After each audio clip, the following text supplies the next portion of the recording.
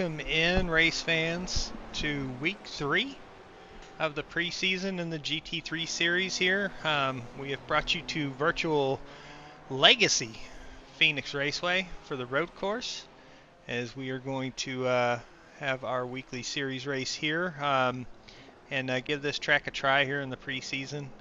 We've never run this track before in any of our series, so this is just a little testament to what these cars can and can't do, and see how our drivers handle something a little bit different than what we normally race on. My name's Jason. I want to thank you all for coming and participating with us this evening, as we've got a few cars on track. So far we've got 6 cars in the lobby tonight, little smaller lobby this week being preseason, and a couple drivers have other things going on, can't make it tonight. But we should have a good event and be able to see some good battles on this track, as there's a lot of good passing zones and tight corners, good braking zones to see these cars really get the workout. So I'm riding with Corey right now in the 35 car. So far he's P3 in this practice session. So we've got just coming to 11 minutes left of practice before we get to our sprint race. And then after the sprint, we will have our feature event tonight. Right now, P2 on the board is Travis. He's out on track, the 028.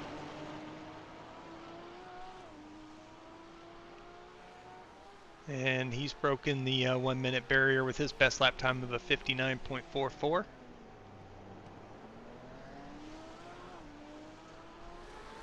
We've also got Mark Ellett in the 80. He's P4 on the scoring sheet right now. His best lap is a 1:01.58. It's just over a minute. This track is very, very tricky, very flat on a lot of these corners. The cars kind of want to slide. Traction control, ABS can kick in because these cars have so much power. They want to go, go, go, and some of these corners are super slow down. First gear corners, really got to let the car rotate and turn before you get back on the throttle. And if you get on a little too much, the car will kind of want to come around on you, possibly get loose, and you may see some spin outs and stuff like that today.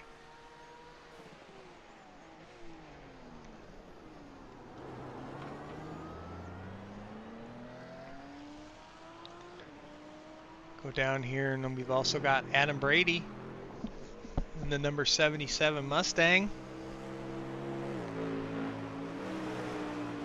Right now he's P5 on the scoreboard here with a 102.6 as his fastest lap.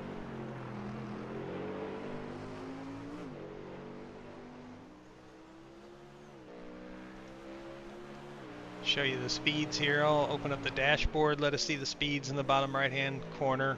Also kind of see how they get down to, first gear, 38 miles an hour in that corner. Hairpin's pretty tight, slow corner.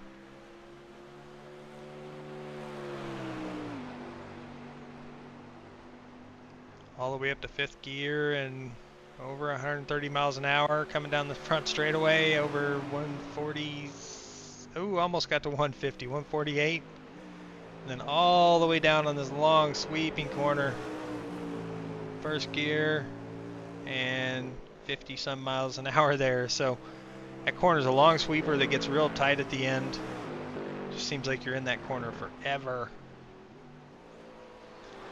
And then right now, P1 on the board is a new member that joined the league here this week, Christopher from Canada in the 195 car. His best lap is a 59.26.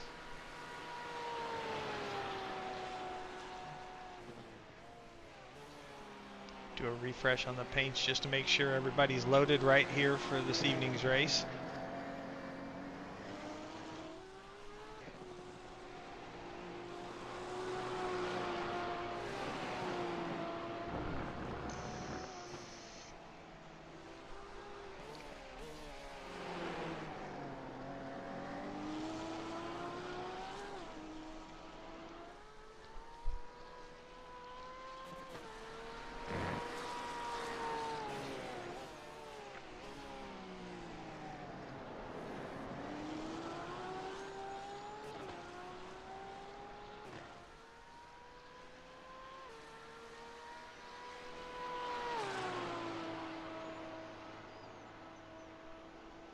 Really looked like a good lap here. Yeah, right there, getting a little loose. Coming to the front straight. And a 59.6, so not better than his fastest lap, but still pretty darn quick. As the top of the field starting to get a little bit closer, as Travis is just under 2/10 off of Christopher's best lap. Adams just under 3/10 of a second slower, and Corey is about 9/10 of a second off of the fastest lap.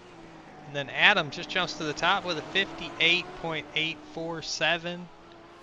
A 77, that Mustang put a lap together, really nice lap.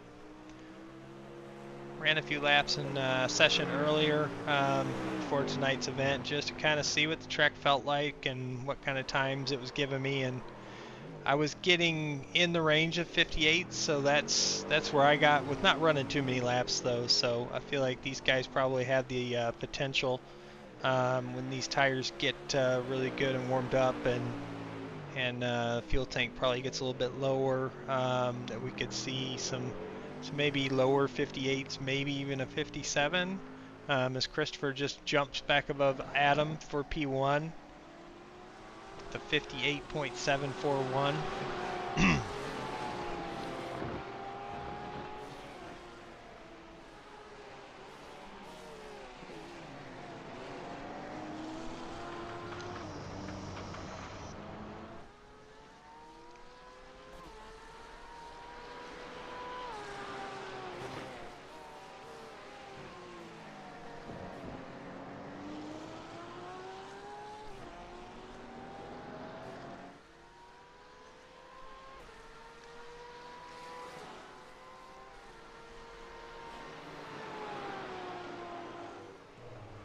Oh, and Christopher gets loose out of that last corner.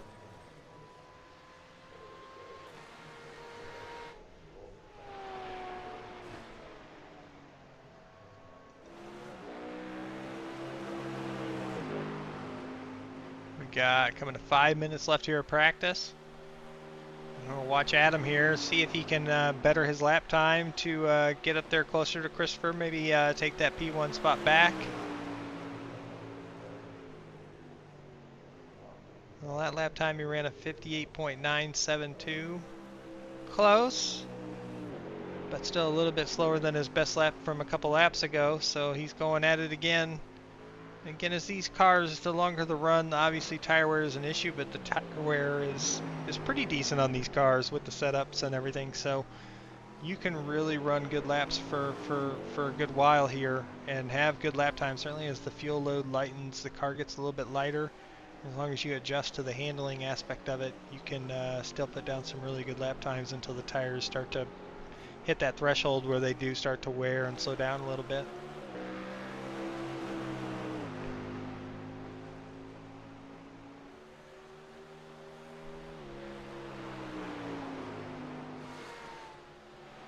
See what the Mustang number 77 can do this lap. 58.727, so just over 100th faster. 13 thousandths of a difference between Adam and Christopher on the top of the board there. Those are really two close times. Very nice laps by both of those guys.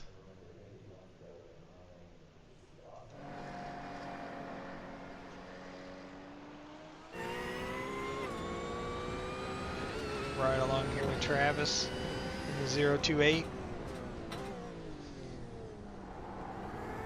Really getting the car to turn. Got to slow down so much to get that car to want to rotate and turn in that corner. That hairpin is so tight. And then here you come to a really fast, the part of the oval you get to race on. It's long, sweeping, low banking. The car wants to get loose there.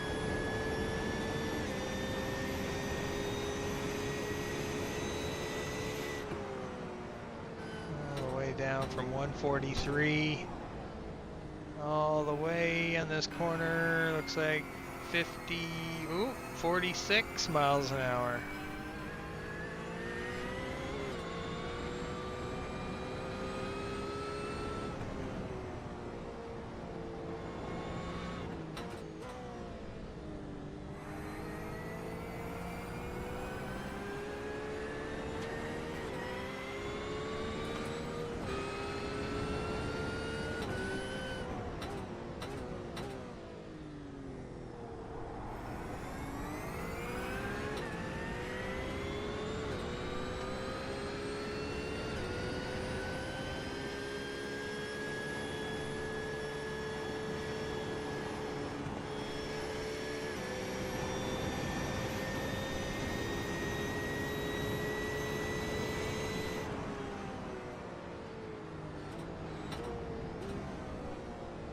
looks like our 6th car in the lobby so far is Tommy Thompson in the 7. He has not come out on track yet. It looks like he's just in the pits, but is registered inside the room, so probably see him on track for the qualifying session here that pops up shortly. We're just coming to a minute and a half left of practice. These guys have gotten some decent laps down. We have kind of a split here between, it's roughly a second and a half between the top 4, and then Mark in 5th is just under 2.9 seconds off the fastest lap time. So a little bit of a speed gap between our top 5 right now. Top 2, there's not much at all. And Travis is trying to get this Porsche hooked up and put in some good lap times. It looks like he's going to try and attempt a pit road entry.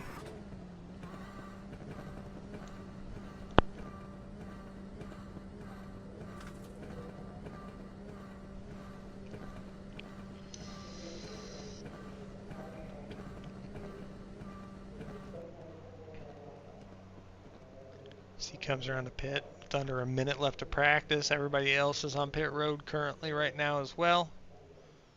So it looks like we'll be going on to qualifying here as Austin Longnecker has just joined the room. So that gives us a 7th car for tonight's race in the 95. So plenty of time here with qualifying getting ready to start.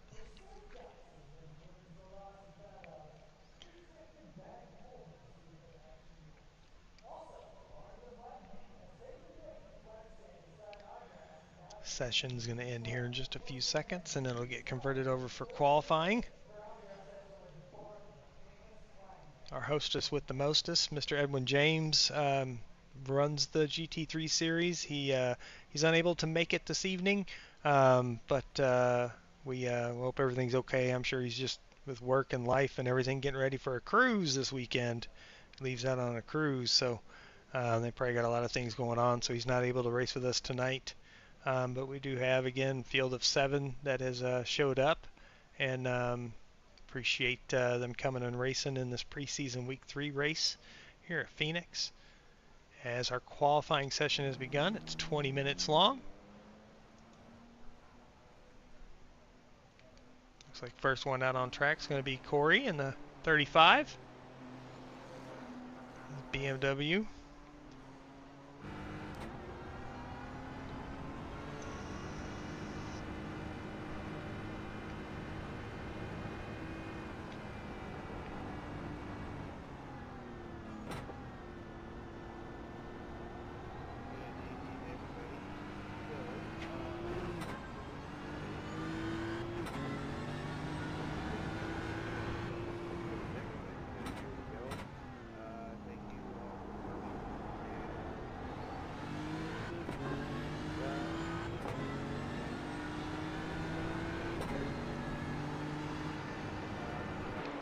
Corey's about to wrap up his outlap here and take the flag for his first time lap.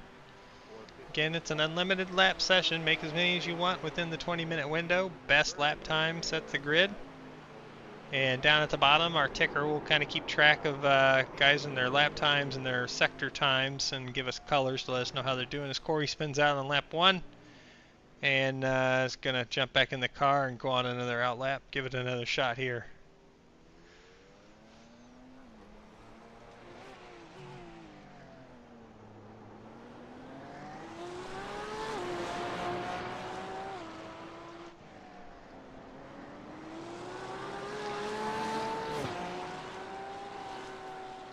We'll follow along here with Travis. Looks like he's going to be crossing the stripe here to start his first lap.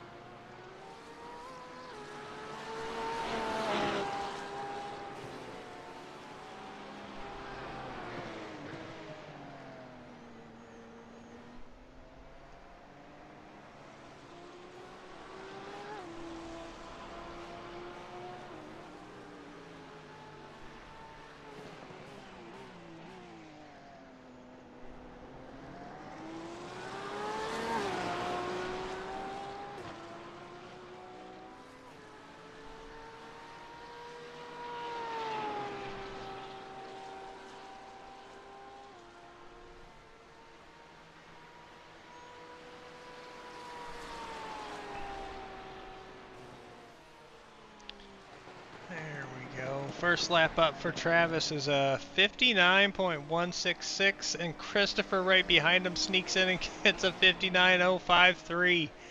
So really close first lap times for both of those drivers. Austin comes in with a 59.629. He did not make it to any practice with us here in this race lobby, but maybe he ran some laps before, comfortable with the track, and got that Mustang ready to eat. Really good first lap on track.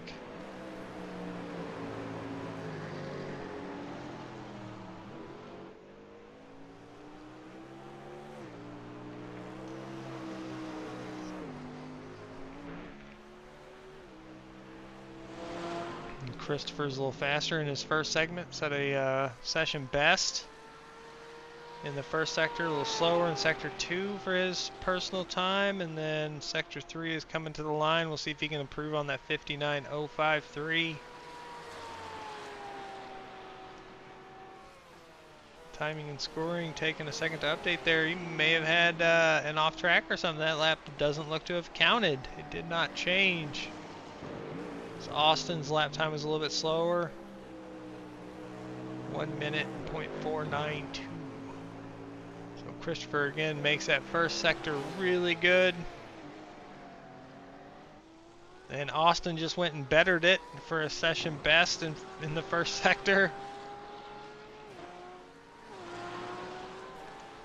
Christopher gets a best sector in sector 2. See, Austin's not too far behind. Austin gets a personal best in sector 2. Christopher is green and purple in the first 2 sectors. Same with Austin, so we should see faster lap times by both drivers here as long as they get through sector 3 okay. Christopher is going to be the first to cross the line. He's going to better that time to a 58.703. Here comes Austin. 58.525 for Austin Longnecker in that 95 car. Really good lap. That is the fastest lap we've seen so far tonight, and that's his second timed lap on track for this evening, and really quick. Great lap, Austin. We're going to watch Christopher here as he's gone green in the first sector. Ooh, yellow in the second sector, so a little bit slower than his personal best. Doesn't mean he's out of running a faster lap though. That first sector being green is helpful.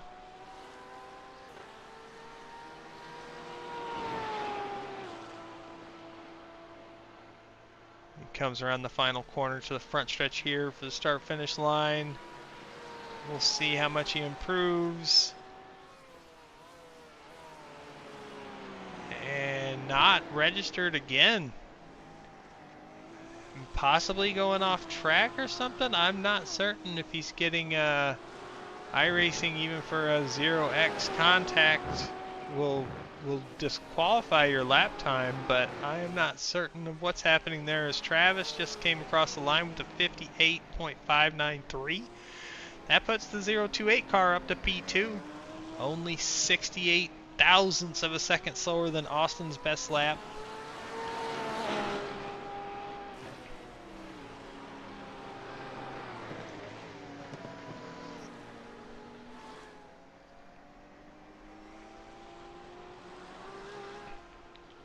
Mark's out here on track. He's run a few laps. His best is a 1 minute 2 second 0.00. Gets better to a 101.176. Nice lap time, Mark.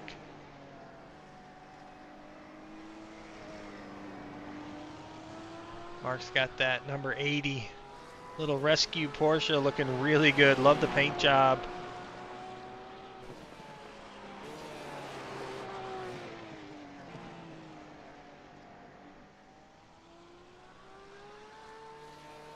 And looks like Kyle Heath just got a chance to join the lobby, so that's going to bring another big dog into the fight. Again, if you haven't seen any of our broadcasts yet this season, Kyle Heath is the defending GT3 Series champion from last season. Super fast and consistent on these tracks. Even tracks we haven't run at with him before in this series, he seems to be able to come in, pick them up real quick, and really be competitive in it. So good to see him on track, Kyle. Good to have you. As we're following here, Travis up to P2. Currently best sector in Sector 2. That's gone purple, which is awesome. Super fast after a personal best in Sector 1. So this lap could be pole worthy as he gets through the last corner on the front stretch. And survey says a 58.392 for P1. He jumps over Austin by just over a tenth of a second. So that's a pretty good gap when you're talking tenths, hundredths, thousandths of a second. That was almost a 2/10 of a second jump from his personal best time before. So great lap from Travis in the 028, who was provisionally on pole. Corey gets out on track, gets a lap for P5 with a 101.656. Looks like Adam Brady's out on track now. And he slides into turn 1, little overdrive. That Mustang couldn't hold it. Just trying, that corner is so long and sweeping and it's so flat. It's hard to keep the tires underneath you there. It is really a tough corner. I was having problems with that in my session earlier today. Just trying to get to know the track, and that's one of the spots that we'll probably see some real crazy driving, because as you get racing and get the tire wear built up in these cars, and that corner is going to get tougher and tougher. So that's going to be a corner to look out for.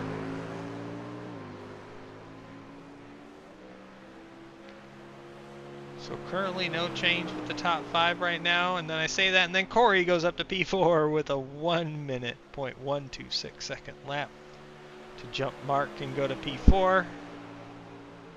Alright, so Adam's giving it another shot here. Let's see, can he make it through here? Yep. Nice and tidy there. Gets the apex, get it to turn. Yes, good job. It's an immediate finish, that long left, quick right, then back, right, left. And then another hard left, right into a right. Oh, he spins out there, a little too much speed into that corner. We're going to check with Kyle on the track. Kyle is on his, he just crossed the line, I believe. Oh, Austin, I saw spinning back there behind the background.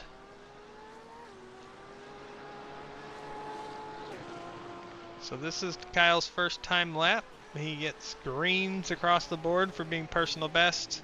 Not hard to do when it's your first lap, so we'll see what kind of time this is, though. None of them are best for the room for the sector.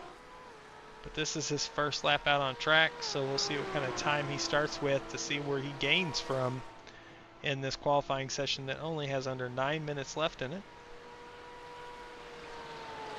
Crosses the stripe, puts him P4, a 58.934. Pretty decent first lap for him tonight. And now we'll watch that timer at the bottom when it ticks back here after he crosses that. Oh, this lap won't count. He missed that corner. He's going to have to go around again. Ooh, even going off over that curbing will get you an off track.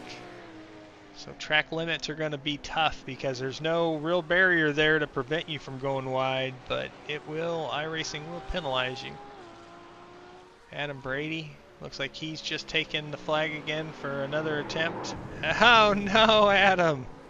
Adam, we gotta stop meeting like this.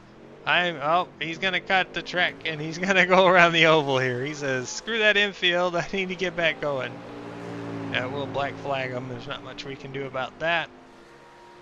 He will most likely have to go down pit road or reset to pits to be able to get a qualified lap time. So yeah, it looks like he's going to go down pit road, reset, try to get back on track here and see if he can do anything with that time. Oh, Kyle again, we keep catching him at the wrong time. Same thing happened with Kyle going through the turn 1, turn 2 section there.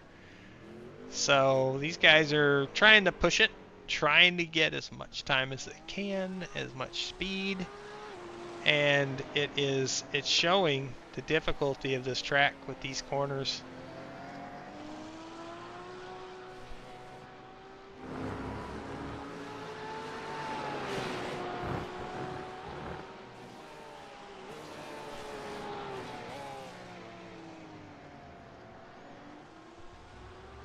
Oh no, there's the Mustang 77 off track, gets out of the way and waits for Kyle to go by.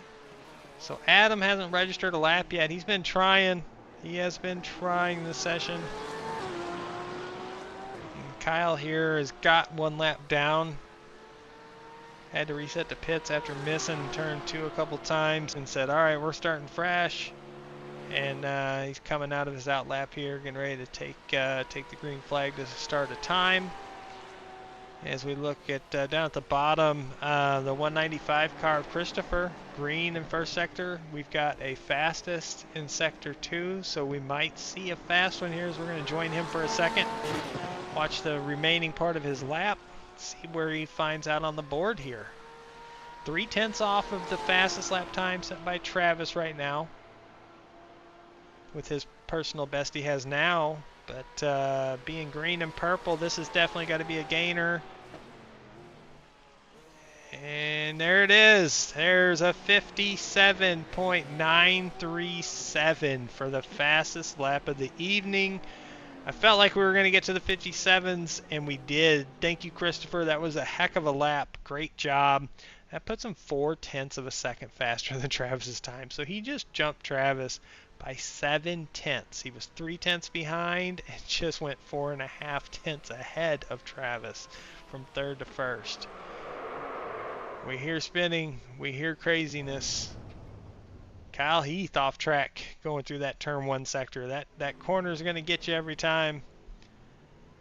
We're still waiting to see a time from Adam Brady. He was showing on the ticker as being on a timed lap, but must have had an off track. Maybe ruined that lap. So now Kyle's in 4th, just under a full second off of the fastest lap time set by Christopher. Just under 5 minutes left of qualifying. If there's anything left to put out in the tank right now, anything left in the tank to put out on track, I mean, sorry, this is it.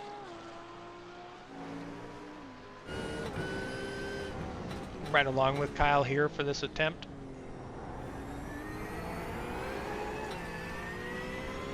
Tires is spinning.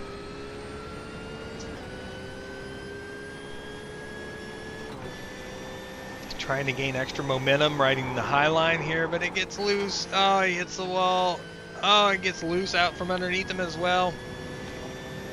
All right, so this is the new lap for him because he just came out pit, so he's on the clock. Let's see what this lap can be.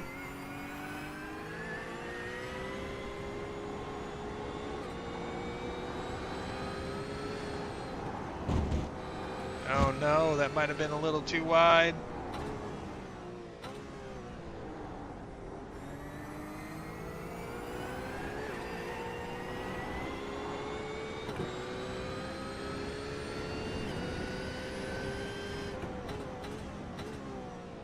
Adam Brady might be making a lap here. We're going to ride along with him for a second. He comes out of the last corner.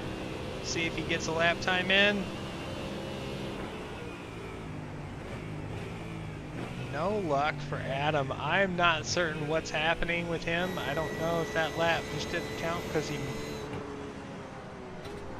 Kyle Heath jumps up to P3, the 58.452. Now he's going to try to do what he can to make this lap count. This guy is relentless behind the wheel. He's always finding where he can improve on each corner every lap.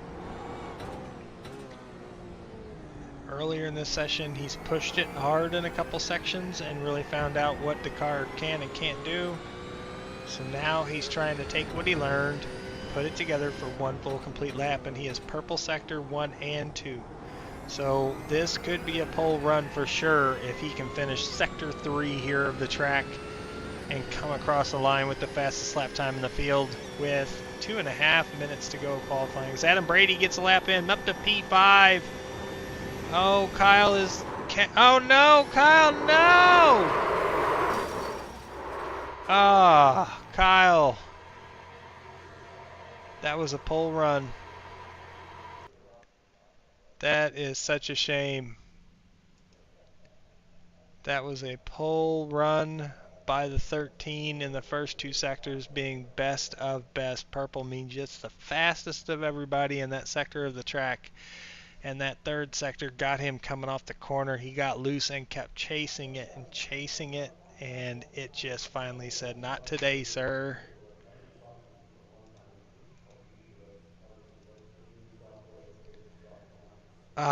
Devastated to be riding along with that and not get to see that finish all the way through. So as qualifying is wrapping up here, current standings, Christopher in the 195 car is on pole. Travis in the 028 car is in second. Kyle Heath in the 13 car is in third. Austin is P4 in the 95 car. Adam Brady is fifth in the 77. Corey Crandall is sixth in the 35 car. Mark Owlett is seventh in the 80.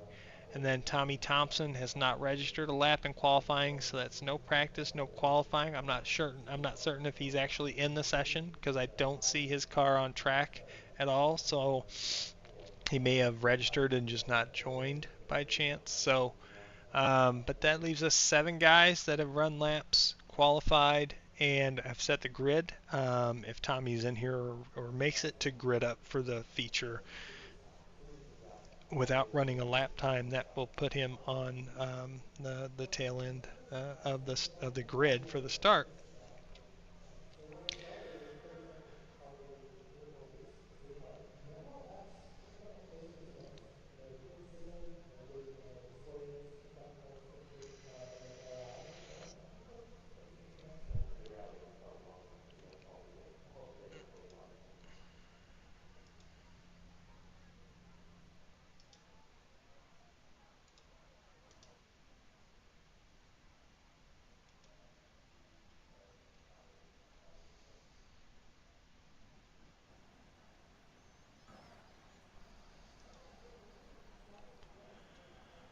All right, so here we go.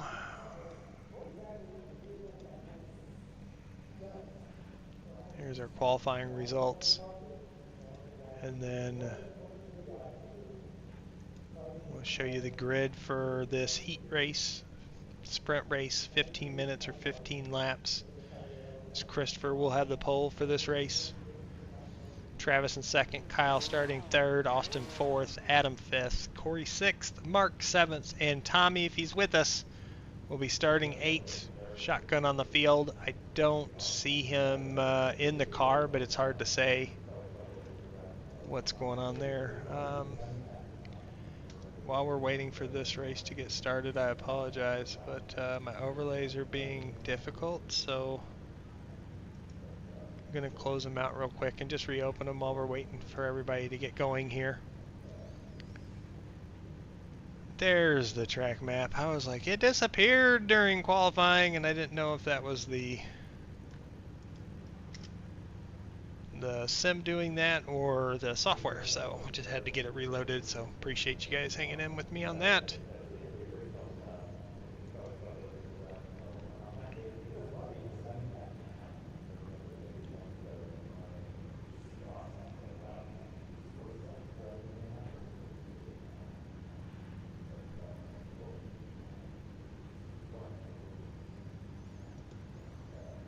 Here's our weather details. Temperature 78 degrees, track temp 138. These cars are loose in that.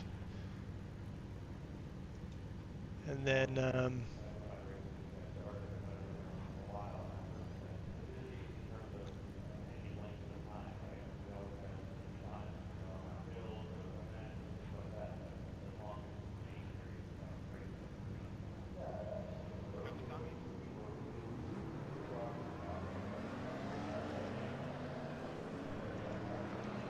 race info for tonight. Yeah. Track length 1.48 miles. Temperatures 138 degree track temp. Humidity's 45 degrees with an ambient temp of 78 degrees. Partly cloudy with a very, very slight breeze of 2 miles an hour. So sprint race is a 15-minute race or 15 laps, and the feature race will be a 45-minute or 45-lap race, which should require a pit stop based off of distance in miles. ought to be a pretty interesting race this evening. This track is super hot at 138 degrees, and it looks like we had 2 cars not grid up. The 77 of Adam Brady did not grid up, so he may have left. I'm not certain if he's on pits or not. It's not showing me currently. It just shows him as off track. And then Tommy Thompson has never joined in for the race session at all. So these guys are going to complete their 1 pace lap, and when the pace car gets to the front stretch, it'll pull off, and we'll get green flag racing here for our first sprint race here at Phoenix.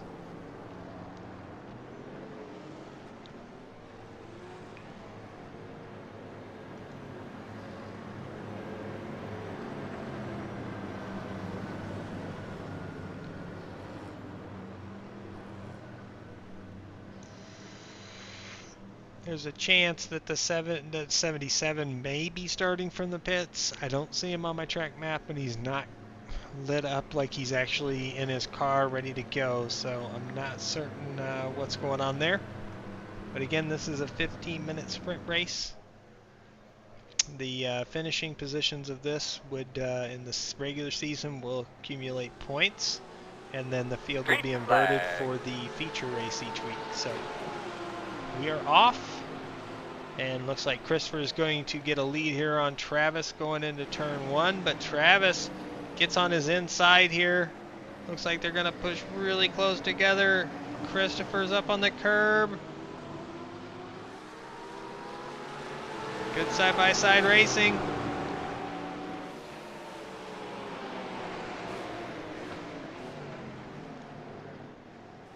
Christopher pushes wide.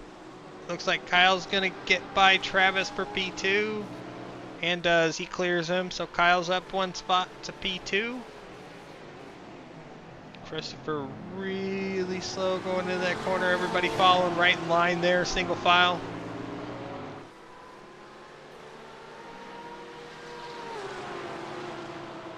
Looks like Christopher's going to make it around this last corner here.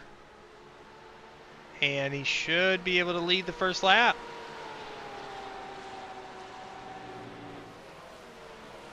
Kyle's staying with him though. Travis in 3rd, Austin in 4th, Corey in 5th, sorry, and Mark is running 6th.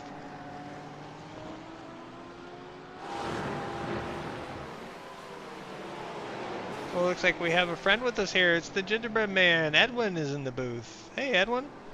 Hello, Jason. How are you this evening? Doing great. How are you, my friend? I'm good. I'm sorry I didn't make the race. I got caught out and shopping, and here we are. It happens. It happens. We've got a little bit smaller field tonight. We ended up with 8 drivers joined the race lobby.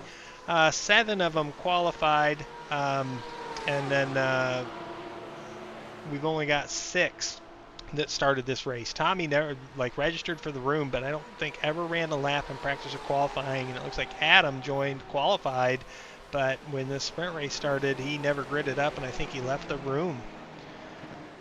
So well, that's a shame. Just 6 cars tonight, as Corey Crandell has already gone on pit road, and he is a lap down. So we did have an issue with Corey. Looks like he crashed. I'm going to go back here and check this out. See what happened here with our buddy Corey.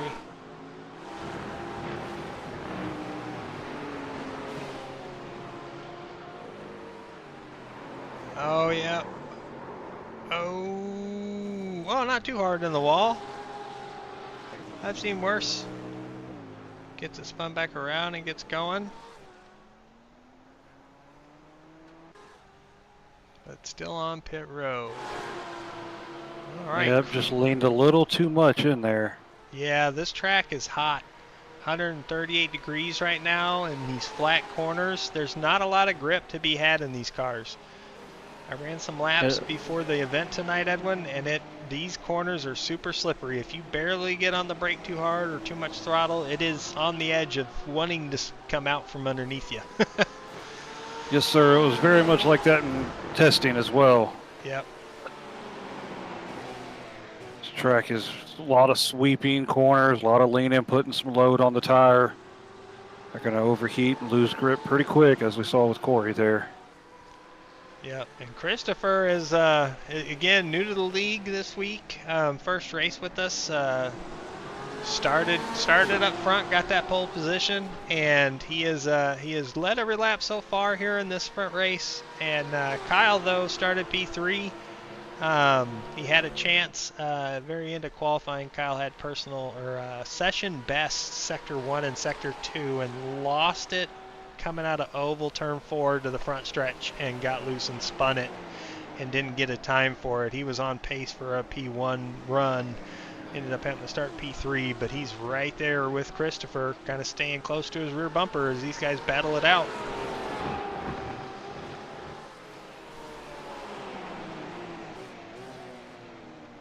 Oh, using every bit of curb there. All the Christopher runs curb. wide. Yeah. Oh, here we go, side They by side. touched. Oh, contact.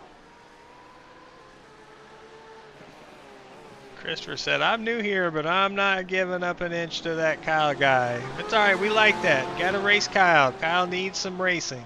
Needs somebody to keep up with him. These guys have been showing it tonight. Christopher's come in here and been really fast, and Travis has been super fast, and even Austin in that Mustang, as we see a pass for the lead as Kyle gets by Christopher. Ooh, treacherous on turn 1, entering that low like Kyle did, but he carries it out wide, gets a real good apex, and great turn. So now that's going to put Kyle Heath on lap 6 in the lead. Oh, Christopher's off in the gravel a little bit there, just trying to catch up, trying to keep up. You can't do that with Kyle Heath. Yeah, you don't want to overdrive the car. Got to keep it underneath you. As Travis is in P3, but he's under pressure from Austin here. Austin's gotten within, wow, half a second there in that hairpin there. Actually gained a ton right there. Great corner by Austin. That is a great spot to make up if you can nail the braking point right. This track is a little harder because it does not have any brake markers anywhere in the infield. Yes, that for sure. There is nothing to tell you where you should be braking at all. That is, that made the first few laps I got tonight on track pretty hair-raising because I was like, where am I supposed to stop this car? Look at this move by Austin. Late sweep in, carried the inside well, side by side with Travis. Oh, wow. Coming back, stuffing it in there. Whoa, this is so close. These guys are bumper to bumper.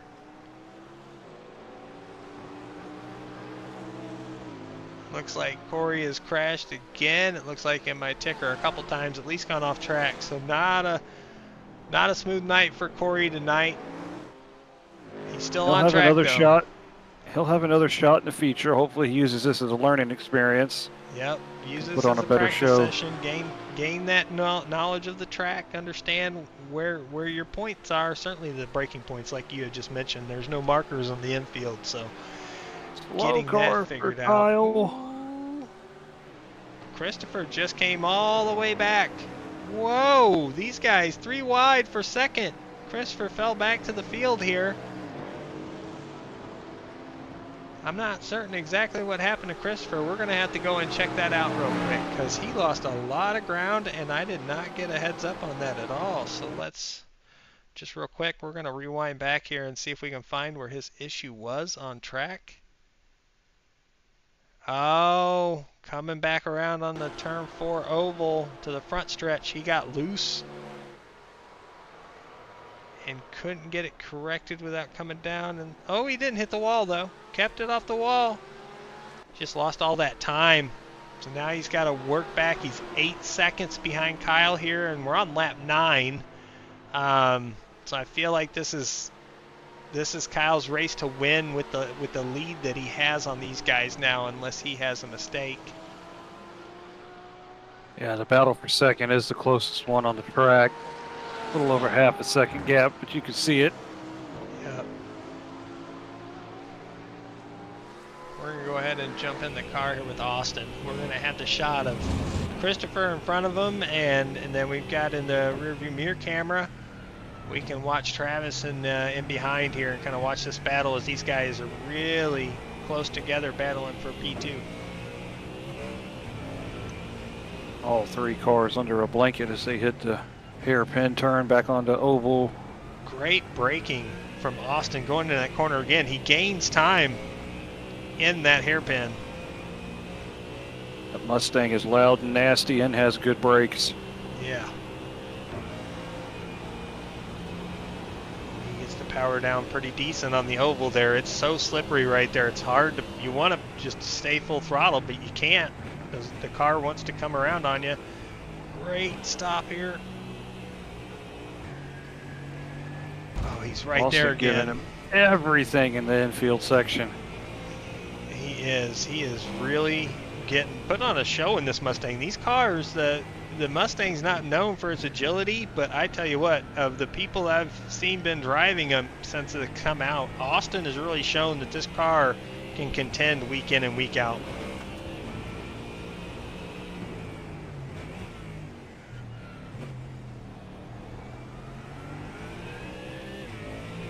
They've kind of gapped away here from Travis. Travis is 2.5 seconds back of Austin now, so can't really see him in the mirror much anymore as these two have kind of pulled away. Travis seems to be losing a lot of time in the hairpin onto the oval. Seems to be his Achilles heel this evening. Austin taking a peek. He's not close enough to make a move.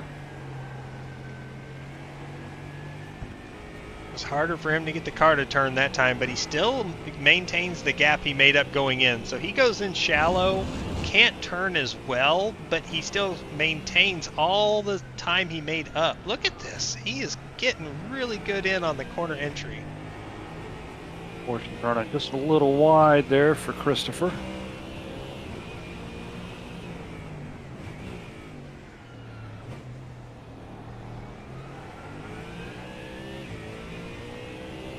Fortune's in every inch of the racetrack out of the hairpin.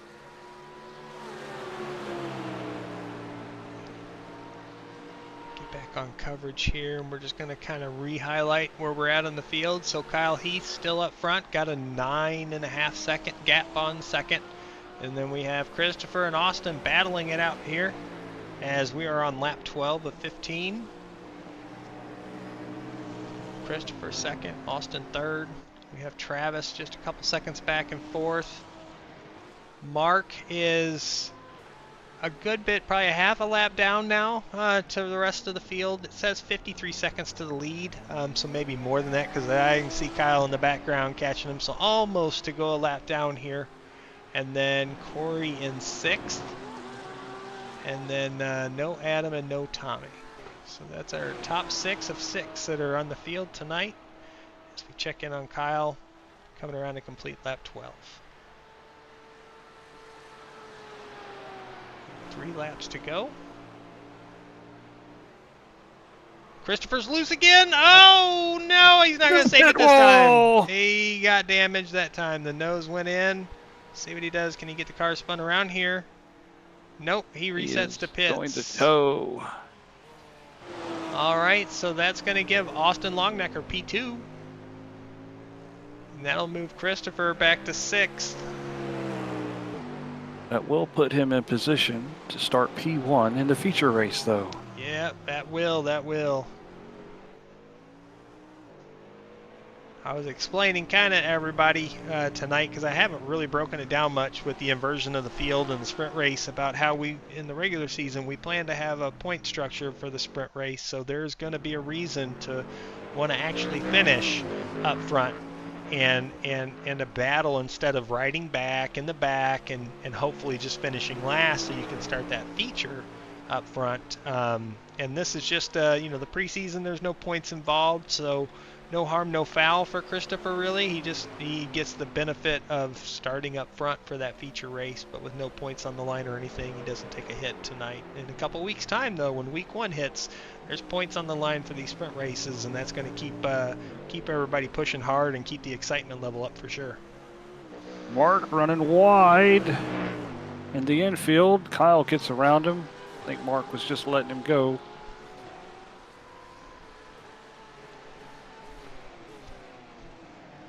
Yeah, the goal is to crown a feature race champion, a sprint race champion, and an overall champion.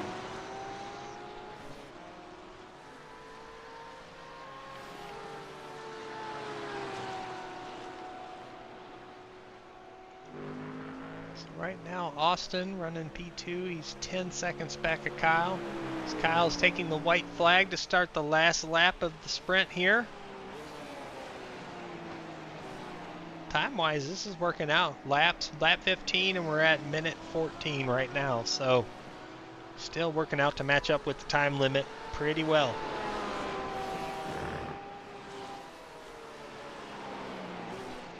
So Kyle came in here tonight, didn't get any practice, comes in halfway through qualifying, gets a few laps in, had a couple where he spun wide in turn one, a couple laps and had to keep resetting, and then really was on a burner of a lap with just a minute and a half to go in the session, and had a chance at pole and missed it coming out to the front stretch to the finish line.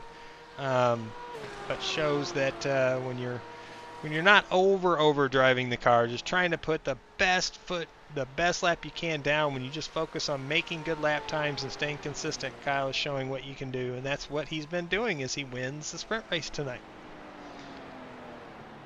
He's going to put Austin coming to the line in second. Good finish for Austin in that Mustang. Travis is going to finish third. And Mark, I think he's already reset to pits because I can't see him, has finished fourth. Yeah, Mark was missing a front bumper. I do not see any incidents on the tracker for timing and scoring for him. So we'll have to see what happened to him for him to lose his front bumper. Oh, it's playing with me. There it goes. Now it updates. So Kyle's the winner. Austin second, Travis third, Mark fourth, Corey fifth, and Christopher P6. As we are in our 5-minute warm-up session, break session, let everybody get reset if they want to make any more laps or bathroom break, drink break, and then we'll be starting our feature race here very soon.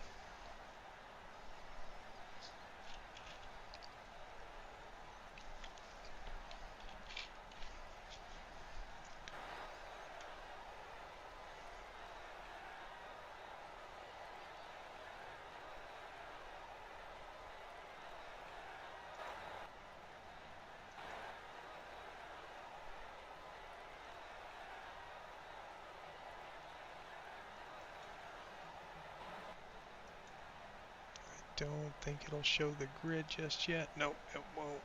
We have to wait till the session ends for that.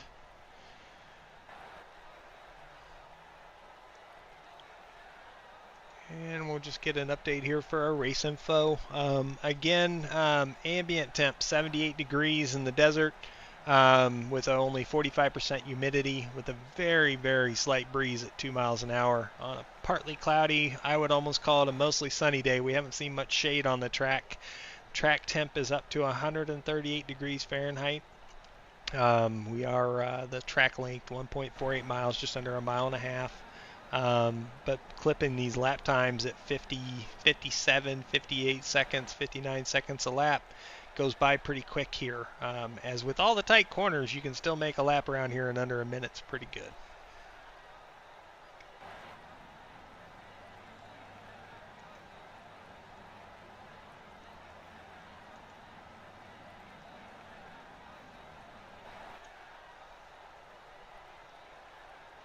And while they're getting things set up here for the feature race, we've got about 3 minutes left. We're just going to take a short break, and we'll be back for the start of this race. Be back in a moment, folks.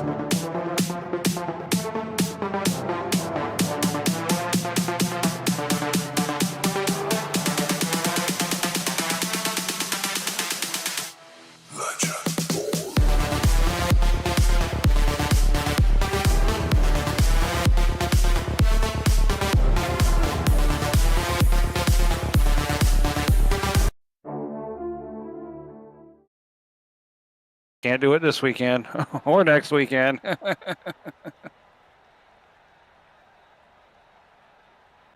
Yes, I'll try to do that when this is over.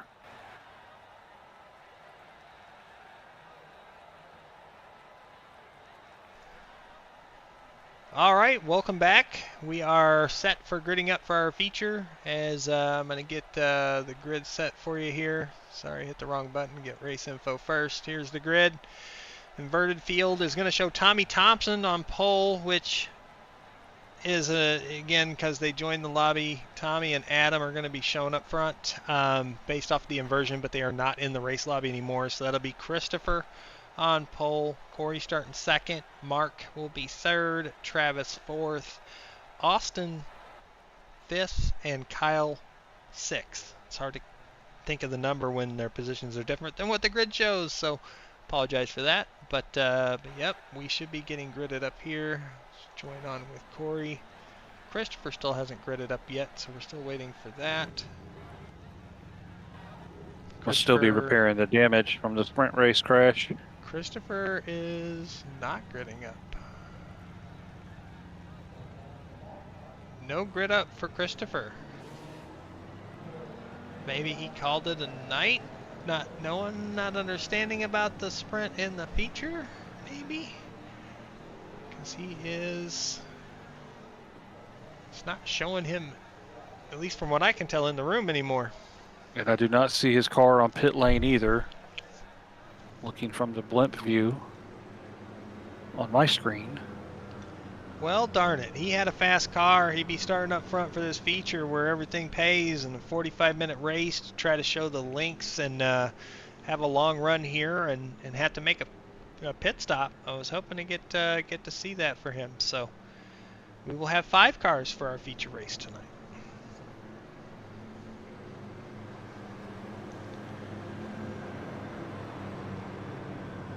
So that puts Mark on pole. Change things up a little bit.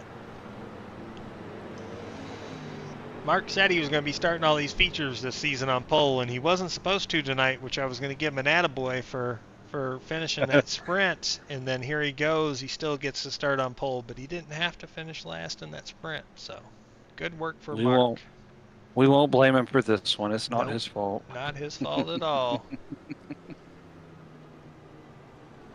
They round out through the hairpin, tightest, slowest corner on the track. That long full throttle blast around NASCAR 3 and 4. And they'll take the green flag. Just a reminder for everybody, this is a 45-minute session or 45 laps, whichever comes first, which this track, kind of how the lap times are, we'll probably hit the lap counter before we hit the timer. But they're pretty close, so it's almost the same. As we're coming around the last corner here, pace car is going to dip down. And we're going to get to racing in this 45-minute feature. 45 lap, whichever way you want to say it. There goes the pace car.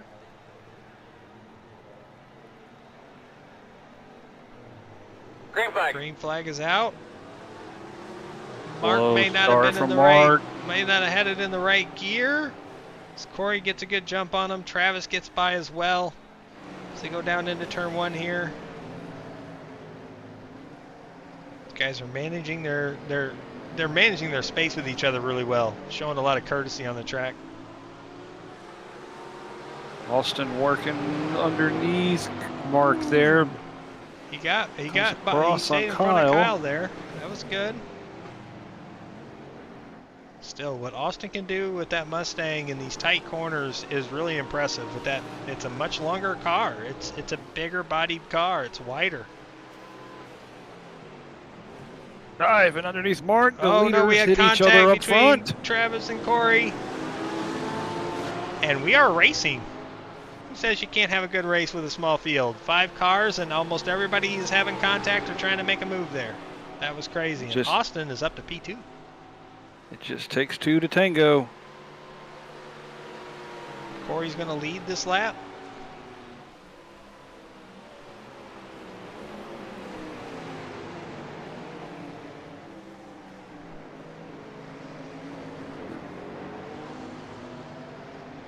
Kyle's just biding his time. field sort itself out. If I'm not mistaken, my counter is saying we're on lap 3, but this should be lap 2. I don't know what happened there. Kind of weird that it did that, but it is telling me lap 3 right now. I think it's lying. Hit the reload overlay, see if it refreshes, but I doubt it will. Yeah, session timer is showing right. It's just the lap counter is off, so I'm not certain about that. We'll have to keep an eye on that as the race goes on.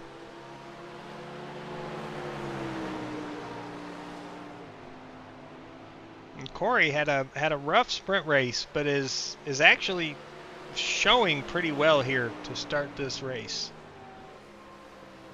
Now it glitched and it stayed at lap 3. Okay, so just a glitch in the software put us a lap 3 a lap early, but it stayed there for this lap. So now we're on track. Everything is accurate. Yeah, it must have sorted itself out because I pulled my timing tower up to check it on my screen, and it was doing the same thing. Okay.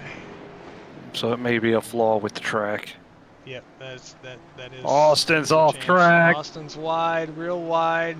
He's gonna go all the way back to 4th on that one corner. Lost 2 spots to Travis and Kyle. All of that work at the start has gone for nothing.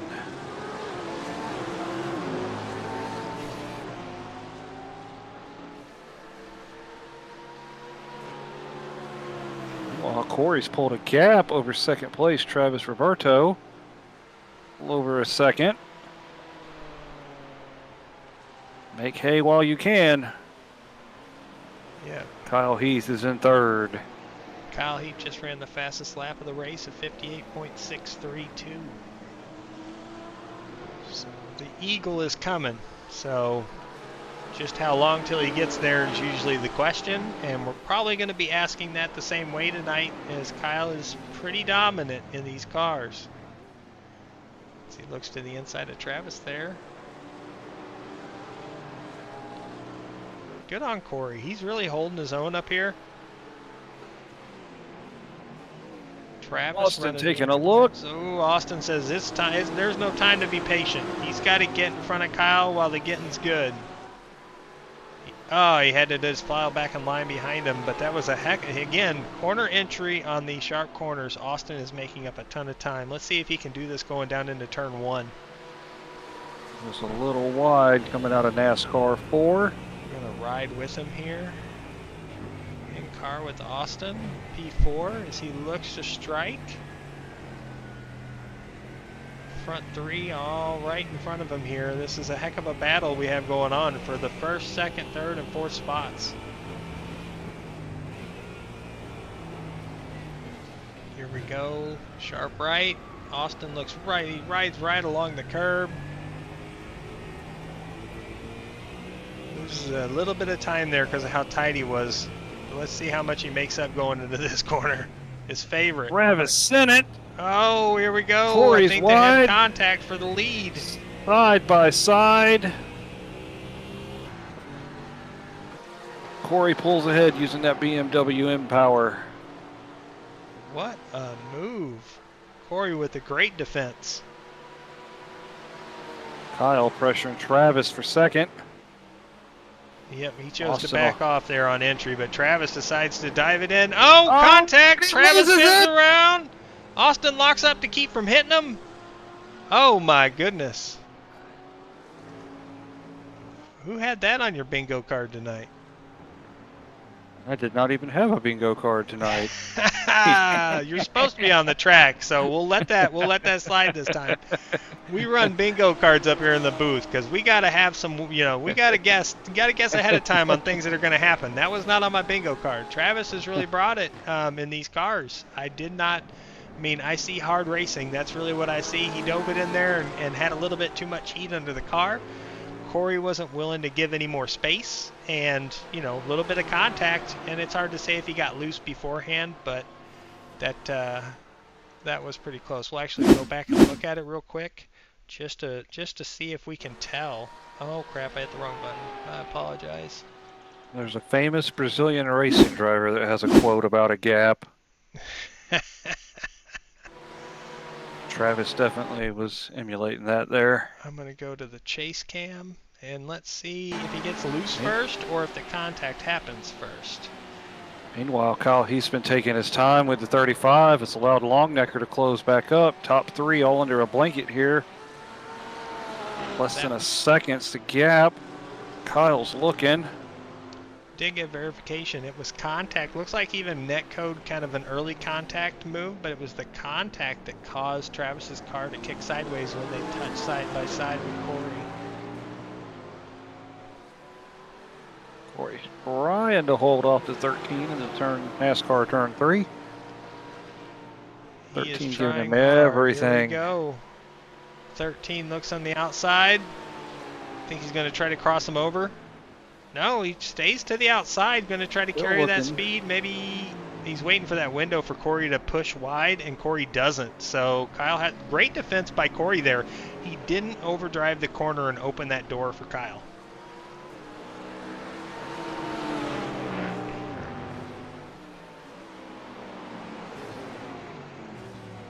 Now he overdrives just a little bit, but Kyle has to kind of back the corner up to make his turn as well, so they kind of leave even, but Kyle gets such a run there on that exit. Just nowhere to go because that little chicane there. Into the hairpin, Kyle's trying to back the corner up, get a better drive off. Second lap in a row, Corey's taking a lower line out of there. Staying defensive is what I believe. I think he's just not wanting to leave that open door. If he opens that door, he probably feels like Kyle's going to have a better run if he pushes wide. So he's willing to give up a little bit on exit with that BMW power down the back straight. As Kyle looks to the outside. Longnecker still lurking for third. Oh, Kyle on the curb. Kyle using the curb every bit of it. Oh, way wide. Made it work. Stuck it around the outside and that little hairpin or dog leg there, I'm going to call it. I know from my practice earlier that going out that wide was honoring a time penalty, and that's exactly what happened. There he goes. He has to give it back. Longnecker's going to capitalize too.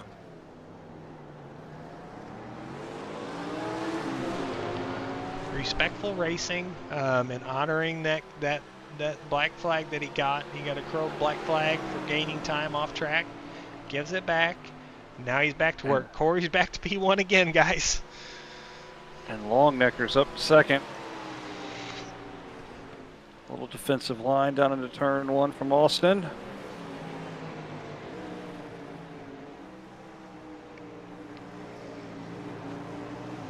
I would say this is the time to, up on the curb, up over. Gotta be careful with track limits. He might get a track limit warning there as well. Not slowing up yet, so maybe not, but that was close.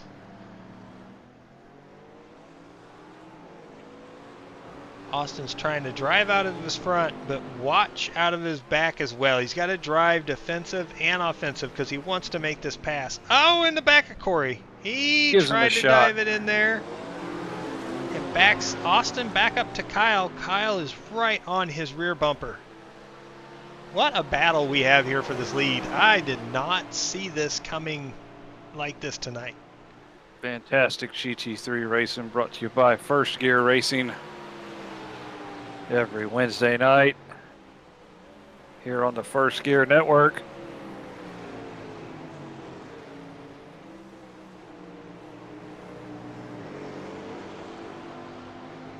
Austin's looking to the left side now. He's there.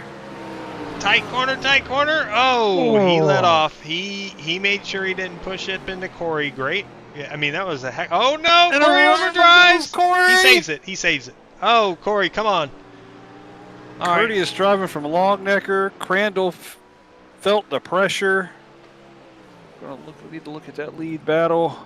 Oh, no. Longnecker overdrives. He's there. Takes the lead. Oh, he had it for a straightaway and gives it up. 3 different leaders and 2 corners there. All right. Longnecker can use that Mustang horsepower. Catch back up. I feel like Kyle was just stalking, just waiting for the right moment. And it came in 1 lap over 2 corners to get those spots. Austin saw freedom and a clear track ahead and missed his braking marker. Yep. Get excited when you get that lead and you see that clean you track do. in front of you. It's the best feeling in the world till it goes wrong. Yep. We check through the field here as we're getting a little bit of gap between Kyle and Austin for first and second. Corey is back to third. He's dropped to just about 3.5 seconds, almost 4 seconds back of the lead. Travis, after his spin, contact and spin, is 10 seconds off the lead, currently in fourth. And Mark is just 4 seconds behind Travis right now in fifth place. So we've got 14 seconds, almost 15 seconds covering the top 5, the whole field for tonight's race. As we go back to Kyle here, as Austin is at a second gap to him, gains 3, almost 4 tenths going into the corner. But coming out of the corner, he loses 1.5 tenths, 2 tenths. So he gains some time there. Ooh, Kyle loose over the curbing. Oh no, he's in the gravel. He's spinning. What? He saves it. He keeps it off the wall. Austin in the P1. Kyle is going to come back on track in second. Wow. That was rare mistake from Kyle Heath there. 3 corners of errors that led to that. It just got off of the beat, and it was one thing after another there, and took out a lot of curb, but the car should be okay. Kept it off the wall. That's the problem with this infield. It's a flowing track, left, right, right, left. One corner will mess up the next 3 corners, and next thing you know, you're in second. So now we look at Austin. He's leading by 2 seconds over Kyle. We're going to keep an eye on that gap because we are on lap 14. We should still have pit stops. With how the series is set up, these cars should require fuel to make it to the end. So there's still strategy off to be track. played. Corey, Back what you on doing track. back there? What you doing? That's not Looks like grass. he it's gravel. overdrove. It doesn't need mowed. Come on, Corey. Cost Corey about 3-4 seconds there. Yeah, it looks like 1.5 seconds to at least Austin's time, because he was about 4 back. Now he's 5.5, 5.6. Kyle has made up 8 tenths in 1 lap. I mean, his scoring says Mark has crashed. He's rolling on the track. I know it does it if you stop. Let's see. I'll take a look and see if he stopped, if it's replay worthy. I'm already there. Small field means I get to move around a little bit. Maybe the hairpin here, I assume, because it starts at ahead of it. Yep, he goes wide, real slow. Okay, so yeah, probably just the wide shot on the hairpin coming onto the registered backstretch. as a crash. Okay. All right, back to the lead, and it's it's close. Kyle has made up that gap. Lurking again. Kyle said, I made my one mistake for this race. I kept the car in one piece. Now you got to watch out, because now I don't think Kyle's going to make that mistake. He knows he's faster. 30 laps to go this time by. We are exactly 15 minutes into the race. Yep, it's flowing perfectly. With the battles we've had this first 15 laps, the lap times have been slower than what you expect. And not by a lot, but every little bit adds up, and we're right on time with the 45-minute schedule. So Kyle's we'll looking. have a pit stop that should even that out and get us back on time, I believe. Yeah, I agree. Yep.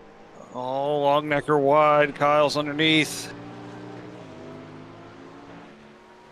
Side by side. Position going into this corner. Kyle backs the corner up. Austin sees that and doesn't overdrive this time, but keeps Kyle to his outside. We saw Corey doing this earlier, but Kyle is on Austin's side this time. But Austin makes up that time having that low lane. Gets the spot back. Gains a car That track does tighten up coming out of turn 4. Doesn't look like it, but it does. It comes up quick.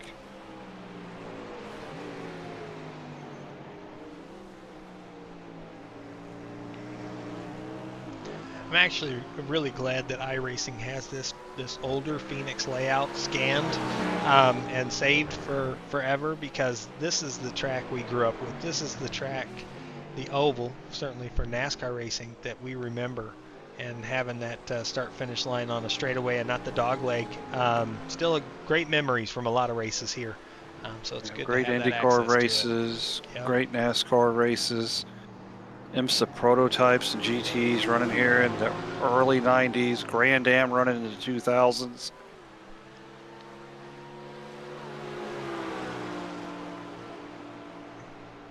Looked like Austin was almost going to give Kyle the inside there. And then he kind of came down and, ooh, Kyle got loose. That cost Kyle. He's trying to get it all back here coming into one. Hard break it, but it sticks. Oh, and he's carrying it through the exit too. He made all that time back. He loses in one corner, gains it all back in the next. Kyle is a magician of taking up lost time and making it up really quick as he looks to go a little wide on entry here. Gets over the curb, pushes a little wider on exit. So he's just trying to find where he can gain a little bit of time on Austin so he can have position coming into one of these hairpins, because that's where it's going to happen. If Austin doesn't make a mistake, it's hard to pass without having a heavy braking zone. Well, we're talking to Austin. I tell him to flip that mirror up, ignore that 13, and hit your marks. Amen. Don't worry about him back there. He's got to pass you. While this battle's been going on, I'm just looking up at the timing and scoring. Travis is in P3 all by himself in the 028 car, 17 seconds off the lead. Corey has fallen back. He's back to 4th, 22.7 seconds off the lead. And then Mark is in 5th, 29, almost 30 seconds off the lead. So this is our only battle on track with our 5 cars that are racing tonight in this feature race. And it has been close from the beginning. The leader of the race whoever has been leader, has not had a time to breathe, I guess is the best way to put it. As Kyle is right on Austin's bumper. He's just a half a car length back coming into this long sweeping oval 3 and 4.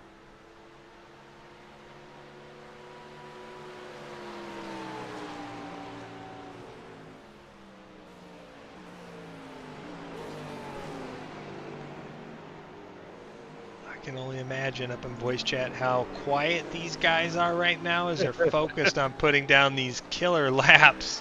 It's a ghost town up there. Right. So much focus into making this happen. Austin putting that Mustang where it needs to be. Keeping it nice and tight. Oh no! Too tight! Kyle spun him him and stops. Kyle stops. He's waiting. Don't hit the wall. He's waiting.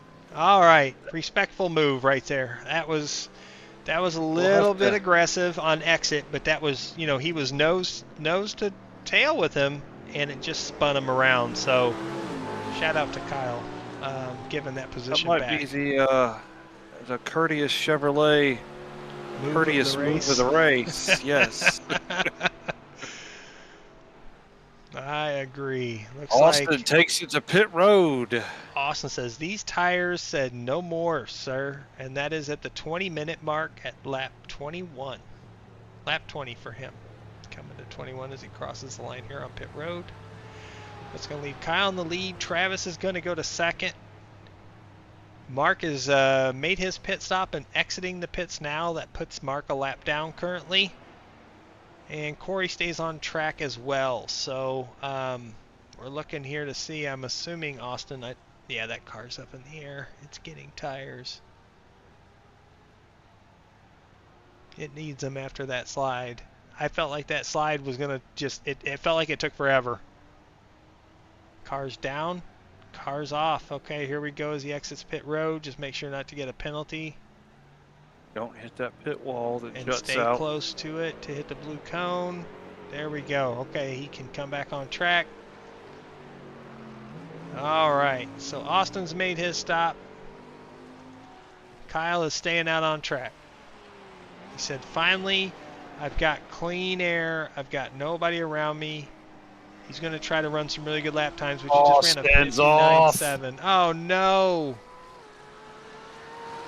He's Austin, back on. all that. Ah. Cold tires, a curb hop, and he tastes the kitty litter. We're going to go back here and replay that for us. I guess you'll call that kitty litter.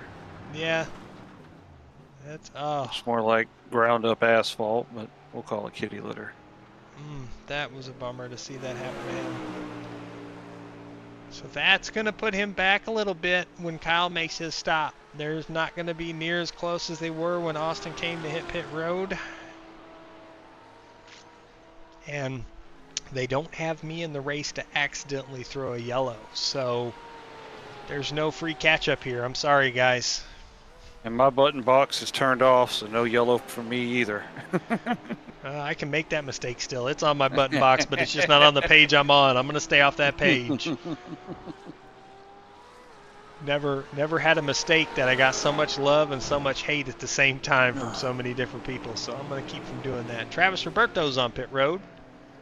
I benefited heavily from that caution. You did a great job, sir.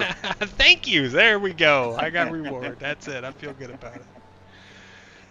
So Travis gives up second to pit, get his pit stop out of the way. That moves Corey up to P2.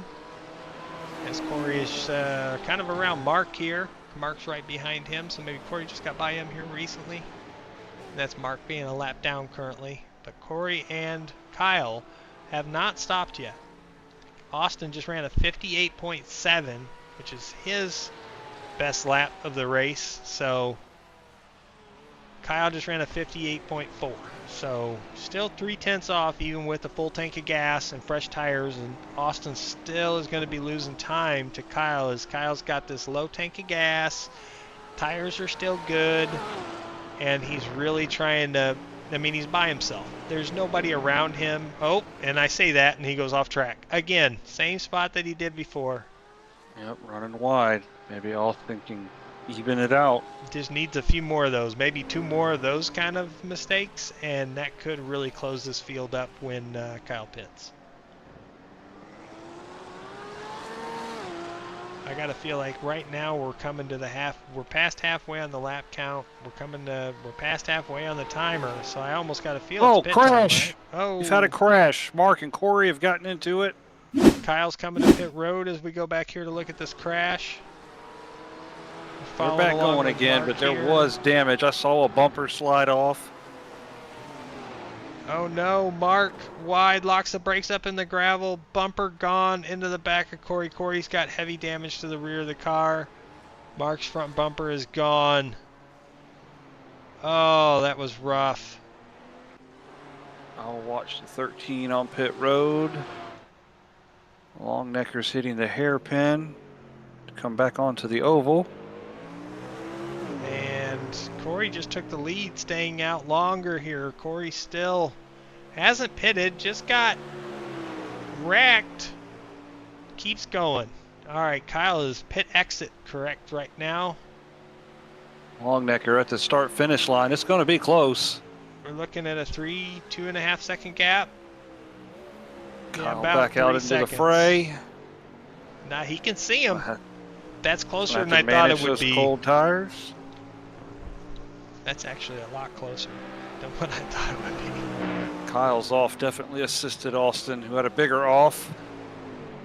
And Kyle running just a hair bit wide there. Longnecker keeping it tight around the corner. Now we're at a second, 1.3. Austin has tires to temp. He's on his 4th lap on this run. Kyle is on his out lap. The tires are cold. They don't want to stick. So he's had to manage this lap. So probably after he gets about halfway on his 2nd lap, his tires should be close to up to temp. But this is the time Austin is in striking range. He's actually got it down within a second. This is awesome. I'm going to see him dive into turn 1 here, I feel like. He's going to try to make up as much as he can while he has an advantage, and he does. Little wide. He makes it, though. Actually, good drive off. Not a bad corner. 0.8 of a second. And looks like Kyle's got to be a little cautious coming through here. Man, he is right there. Longnecker's really good on corner entry. He can get that car slowed up and not spin out. It is a hard thing to do with the way these ABS and traction systems work in these cars, is that they prevent the car from spinning, but they can cause the car to spin because they don't give you the response you're expecting. And he's able to slow that car up on these corner entries really well. Now he had a bad hairpin there, so now he's lost about 0.6 of a second on the second half of this lap. And he ran, 0.5 slower that lap time overall than Kyle did. So Kyle's tires are up to temp now. Austin's have been there. Now he's got to run those times better than Kyle, make up some time on him so Kyle can be feeling the pressure to make a mistake again. Because if Kyle doesn't feel the pressure, it's harder to get somebody to make a mistake. We're on lap 27 currently. Corey is still in the lead. And again, he's the only car that has not stopped yet. So even with the incident he had with Mark here a couple laps ago, a little bit of damage on the rear of that car, but still running 1 minute lap time, so not super fast. He's given up time, so I don't know if he's out here on strategy hoping I accidentally hit the yellow button. But I feel like we'll got to see him to pit road here pretty soon, as Kyle just ran the fastest lap of the race at 57.77. I had an alert that Mark crashed, but it was just running wide at the hairpin again. Another off track just recorded from Mark. Looks like he's having some troubles here. Overdriving that, going into that left to right hairpin, and then he stays wide to let Kyle go by. And then he gets out on track in front of Austin and kind of rides there in between them, because Austin's lost a ton of time here. Austin's almost 4 seconds back of Kyle already. So Kyle is out here running qualifying laps. Actually a 57.77, the fastest lap. Qualifying, I think we had a 57.4. If I recall correctly. So maybe not the fastest lap we've seen on track, but darn close, and he backs it up with a 58.16 to Austin had a 59.55 that last lap. So over a second, basically a second and a half, just under a second and a half faster was that last lap. So Corey still leads with an 8-second gap on Kyle. I wonder if Corey is going to try to go all the way. I wouldn't think he would be able to. I don't think with the fixed setup that it's able to. We're coming to the 30-minute mark, and that's usually, I think, 30 to 35 minutes of engine running racing is the most you can get out of fuel. Now this being a little bit slower track with more technical corners too, maybe he can gain an extra 5 minutes with some fuel save, but if he can gain a whole nother 10 on top of it, maybe. But I didn't look at the fuel range when I tested earlier tonight. I was just trying to get a feel for the track, and I missed out on getting that proper information. So I apologize to all you folks at home that are watching that I don't have the answer to that, because if there is a way that Corey can try to run this out, the one thing he's got going against him is too many laps, too much time left, and Kyle is catching him at a clip. 2 seconds. Kyle was faster than Corey that last lap, and that gap is down to 6.6 seconds. So I think if Corey's trying this strategy, he's going to need some help and to probably pick up some speed at some point to make that happen. Kyle's going to have to overdrive here at some point, make a mistake. But it could still net him, I guess. If Kyle gets by and he still finishes P2, still better than where he was before all these pit stops happened, I guess.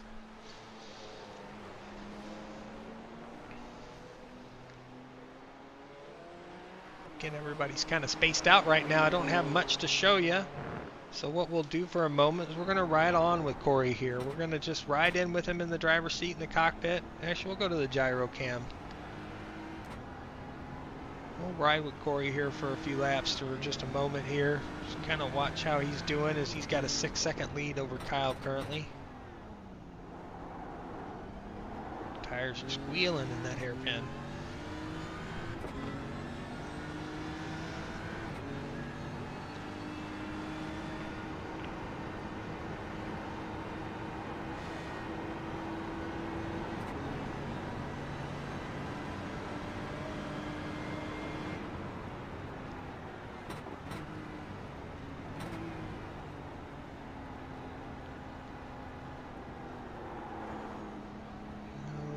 Drive there. Stays in second. That corner I found out if you really get pushed wide, you can drop it into first and it helps the car turn a little bit more. But it's a little scary coming out of the corner. No.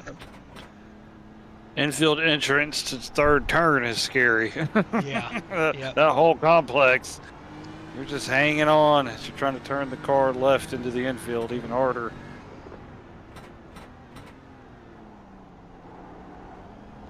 I mean, he's definitely managing. It's just that gap is coming down faster than what I think he can do to hold on to the lead.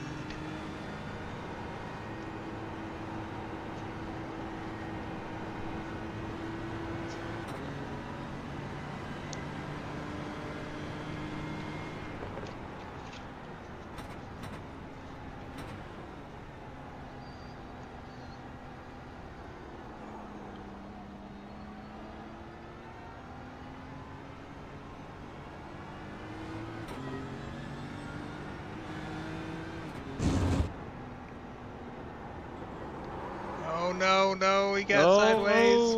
Oh, feeling the effects of them worn tires. Yeah. Now he's got trouble because there's company coming. Worn tires, now they're dirty, and Kyle Heath. Kyle. Here we go. We're riding with Kyle now in the gyro cam.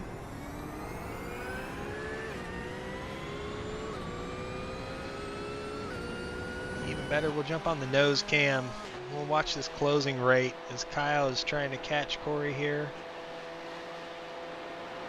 Again, we're down to 1.1 seconds.